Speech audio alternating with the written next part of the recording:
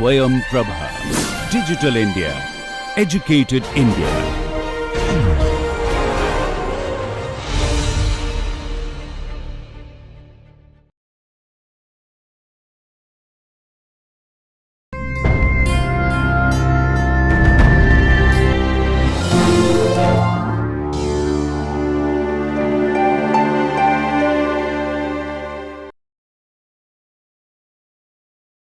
So that's one concept which I wanted to introduce. Yes. So you were talking something. You mentioned something about in case the order goes up higher, you can still use this method to tell that it is still stable. So means performance, right? So see what I mean is that, see, let's say you have a 10th order system, for example, right? So you need to design a closed loop control system which is of order 10, but still, like I can always say, look, I'll specify performance in this manner.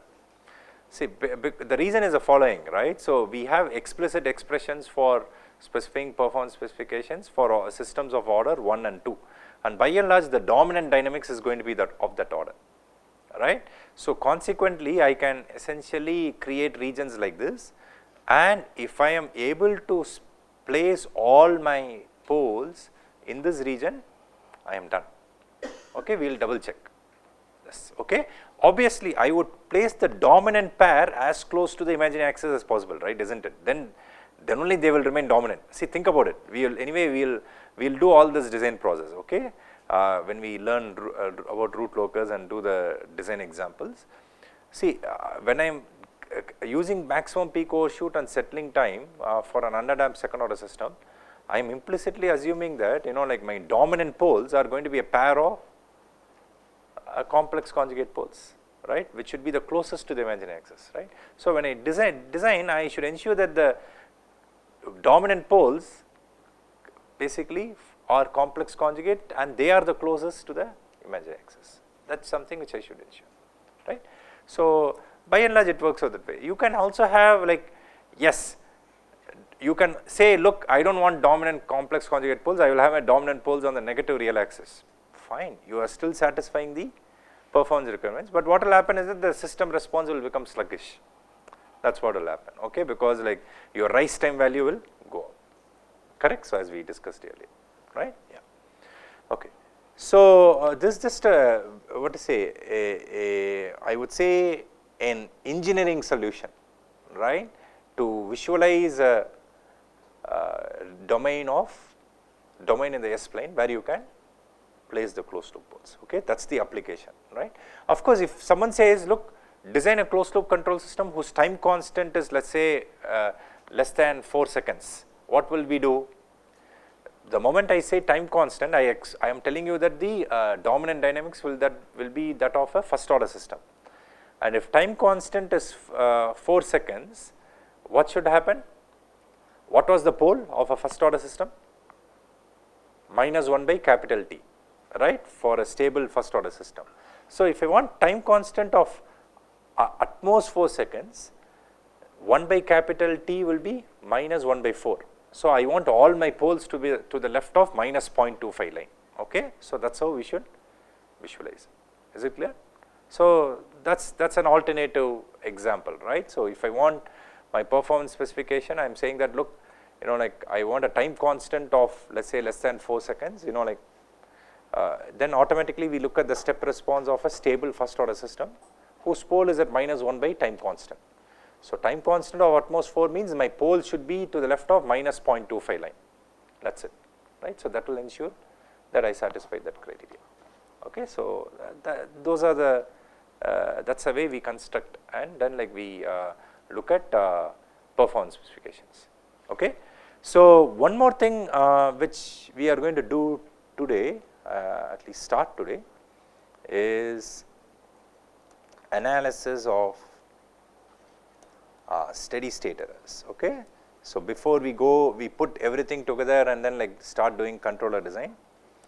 So this is something which we are going to discuss today. Okay, so how do we analyze steady state errors? Because see, by and large, like we design controllers, like to do some let's say regulation or tracking, right, follow a desired behavior. See, for example, I would design the air conditioner in this room to meet a set temperature, right. So, I will come and set the temperature as 25 degrees Celsius. I want my controller to maintain the temperature of air near 25 degrees Celsius, right.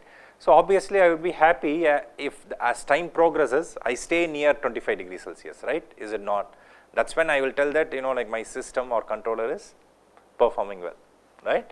So, steady state errors become very important, right. So, and they become very critical, right. So, see for example, I am developing an autonomous vehicle, right. I wanted to essentially follow a particular trajectory. I wanted to be an autonomous car which has to travel within a lane, right.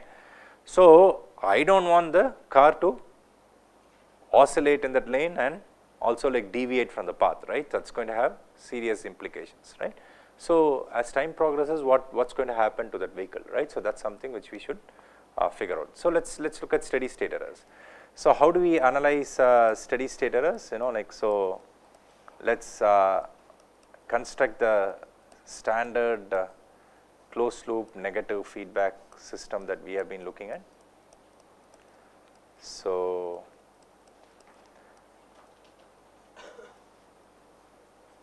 and this is the feedback path transfer function and this is the feedback diagram, right. So, please note what was G of S called? That is what is called as a forward path transfer function, right. H of S is the feedback path transfer function, right. So, recall that the closed loop transfer function is essentially equal to Y of S divided by R of S, and what was the expression for that?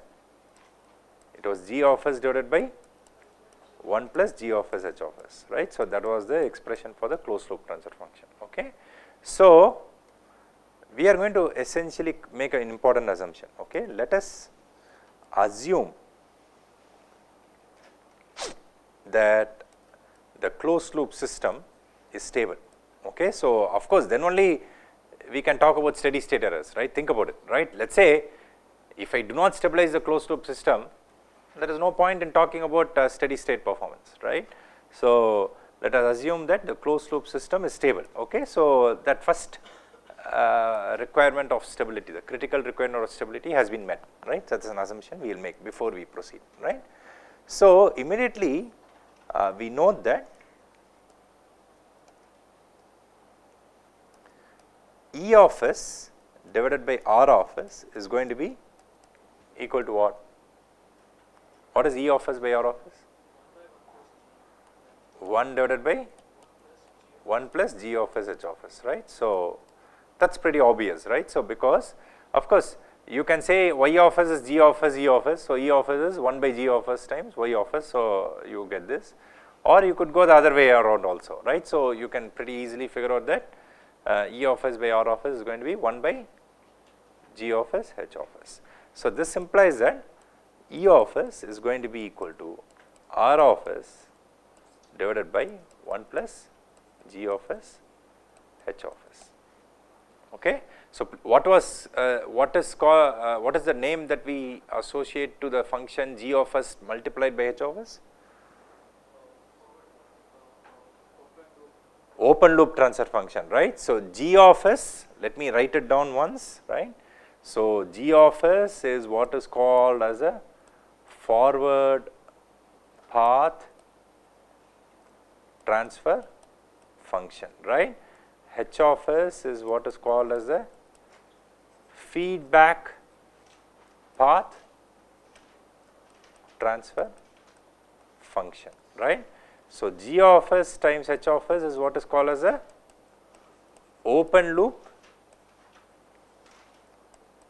transfer function. Please remember these terms, okay. Yeah. See, of course, in your quizzes and exams, I won't give a nice block diagram and then like give you expressions, right. I would say design a negative feedback system, like, and if I say unity, that means H of S is 1, right. I may say the plant transfer function is something, controller transfer function is something. So, then you should be able to figure out G of S and so on, right, correct. So, please remember these terms, right. So, this implies that the steady state error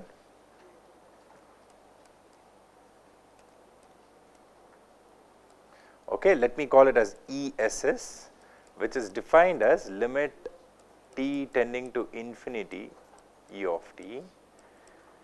That is going to be equal to, if you recall, one of the properties of Laplace transform that we revised long ago, right. So, what was it?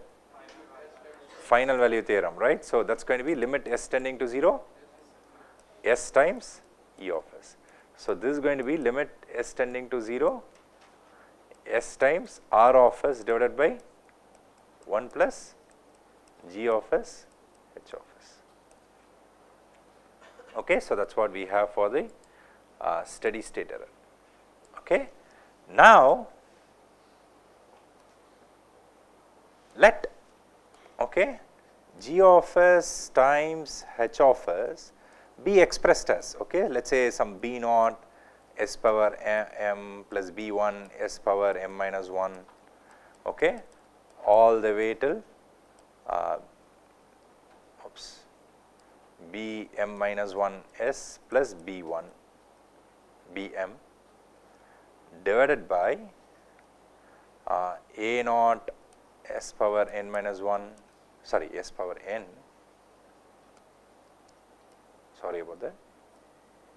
So, the denominator is a naught s power n plus a1 s power n minus 1 plus all the way till a n minus 1 s plus a n. Okay, let us say we consider, right. So, let us say G of s, H of s comes out to be in this generic form, right. Please note that I already have closed loop stability, I am reiterating that point again and again, yeah. So, now let us say we can rewrite this as some k times, let us say b naught hat s power m plus b1 hat s power m minus 1 all the way till b m minus 1 hat s plus 1 divided by s power capital N, a naught hat s power, let us say k, let me not use the same alphabet, let us say we use p, right, plus a1 hat s power p minus 1 plus all the way till a hat p minus 1 s plus 1. Okay, let me tell you what I have done, right. So, what I am doing is that I am doing two things. First thing is that I am seeing whether there are some poles at the open loop poles at the origin. See, for example, what are open loop poles? They are the poles of the open loop transfer function, right. So, if I look at the denominator polynomial a naught s power n a plus a1 s power n minus 1 all the way till a n, if I have poles at the origin, then a n is 0 obviously, right. So, I can pull some s term out common. So, I can have one pole at the origin, two poles at the origin, three poles at the origin or none. Okay. So, the value of capital N can be from 0, 1, 2, 3 and so on, right.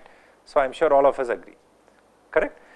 Once I pull it out, what I do is that remaining factors also, what I am doing is that I am making the constant term as 1.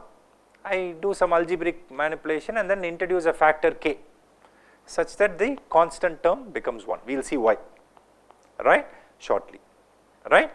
So, this is what is a general structure of the open loop transfer function.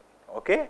Now, when capital N is equal to 0, we call, for example, I am going to write 3 cases. Okay.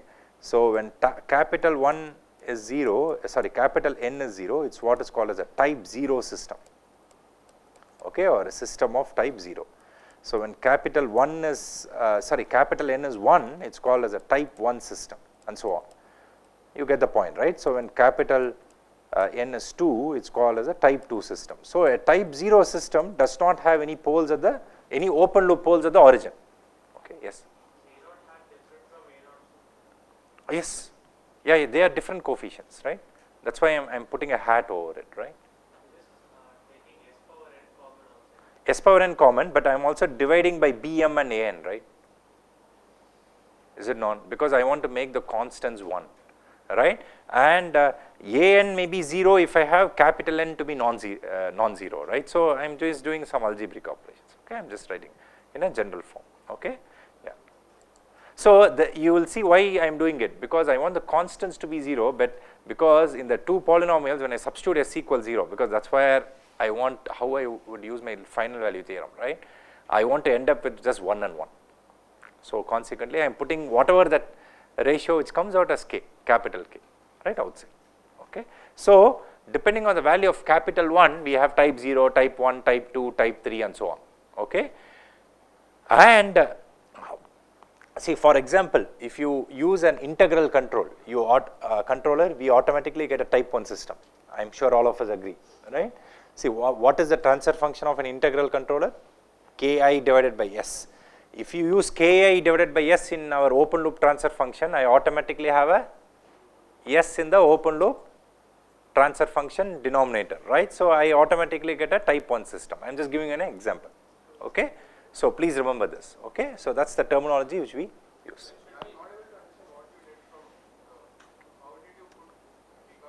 Did I make a mistake here?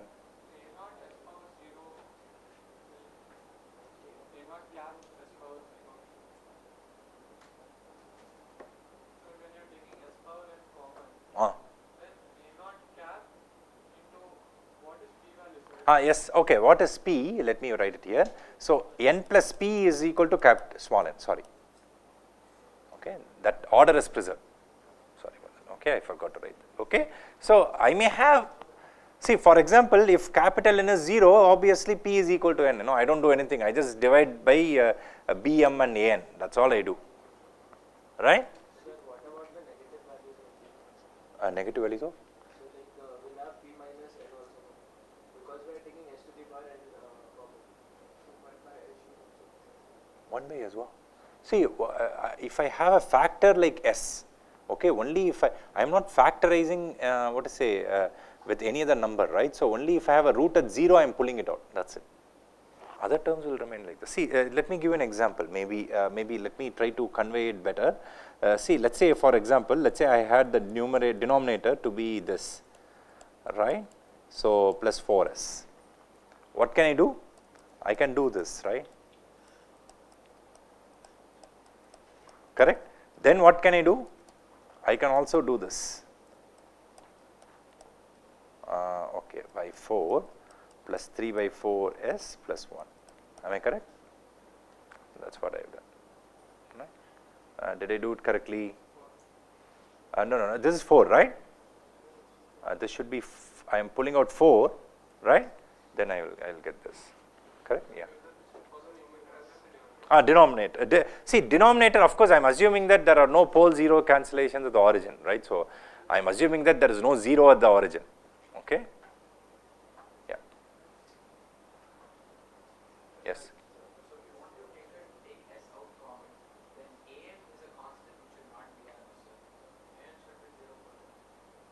An should be 0, yeah, agreed. Yeah. So, for type, say type 1 and 2, 1 and higher, my original an should have been 0, as you can see from here, okay. I am only writing a pth order polynomial here, right.